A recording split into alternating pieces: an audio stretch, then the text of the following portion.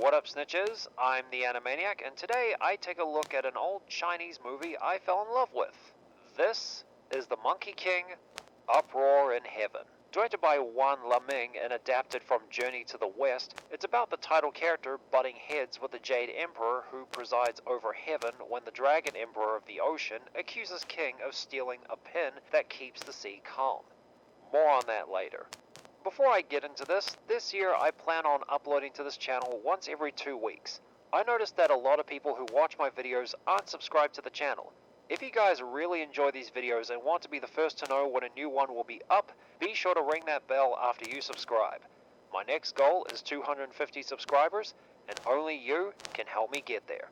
And if you want to see my future reviews early, subscribe to me on Rumble. Link is in the description and pinned comment below.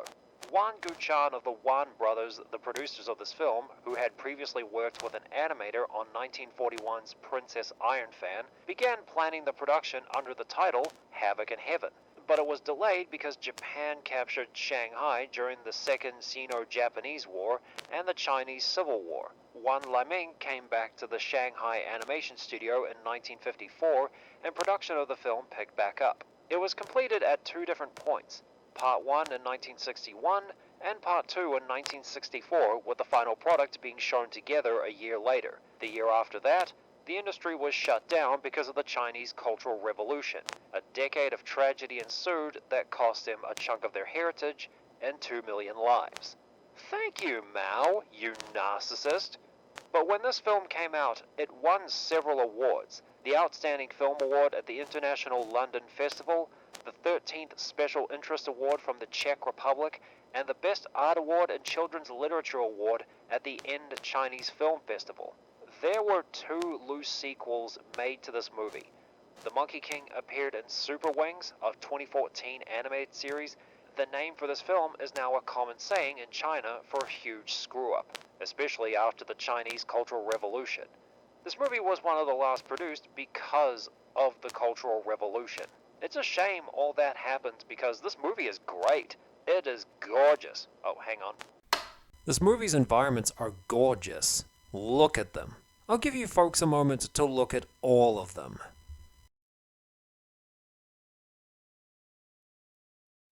The character animation for the most part is smooth and graceful. Now for those few moments where it wasn't smooth and graceful. Upon my second viewing, I noticed several errors. The Monkey King with the horses in heaven, one of them froze as he was riding on one. This was around the 20-minute mark. 5 minutes later, when his people clash swords, they jitter. Look at this. 2 minutes after that, King teleports without an appearing effect like everywhere else during the fight with the mighty magic spirit. King just pops into existence. Then little under an hour later, when the Monkey King comes out of Lao Si's furnace after becoming well done, he comes out as 2 golden pills. Before Lao reaches in to grab them, they glitch out of the scene. Look at this. A slightly bigger problem this movie has in this department are the lip sync issues. 俺老孙没有一件趁手的兵器，怎么能教你们好好操练呢？免去朝拜。吴曲星，真在。查看一下。哎，你眼里没有俺齐天大圣？如今俺老孙倒做了个首席。于地老儿，来给俺老孙斟酒。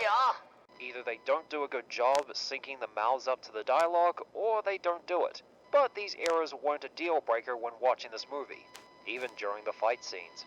The Monkey King in this movie is entertaining to watch, whether he's partaking in horseplay or taking on the army of heaven. During these fights, there are his abilities, such as him transforming into various objects, becoming any size he wants to at will, along with him making his staff any size and any weight at his command.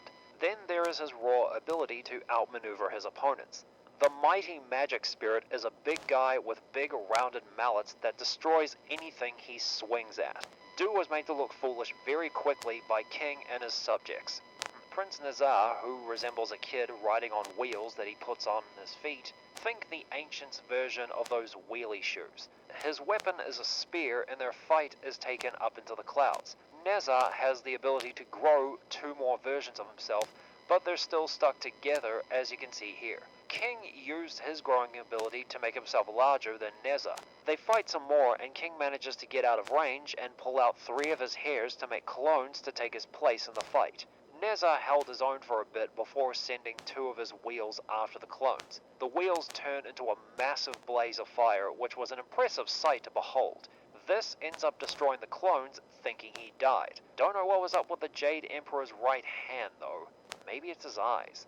Neza calls his wheels back to him, with King disguising himself as one of them to mess with the prince before disarming and returning him to his original form. Little guy put up a good fight. These 4 I don't know the names of, so I'll refer to them as 4 dudes and what they can do. First is the one with a sword and dark skin.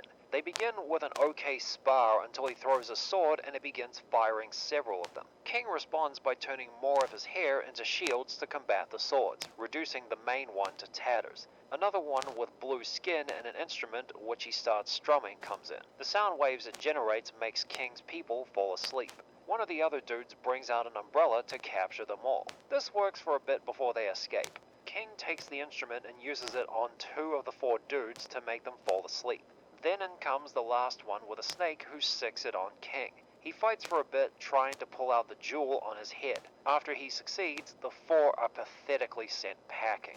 Lord Erlang tries his luck with King, where he first sends his dog after him. King was able to handle the mutt without a problem. Erlang then meets him with his spear. The Machian brothers come in to get a piece of the Monkey King, which he splits himself into 6 people to deal with them.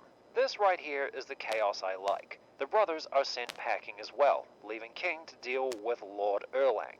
After a while, King tries to lose Lord Erlang and hide until he gives up his search, often transforming himself into animals and buildings to blend into his environment. Erlang would also transform as predators to try and catch King. He only got the best of him after Lao Si interfered and got him with special chains. Still a good fight, as with all of them.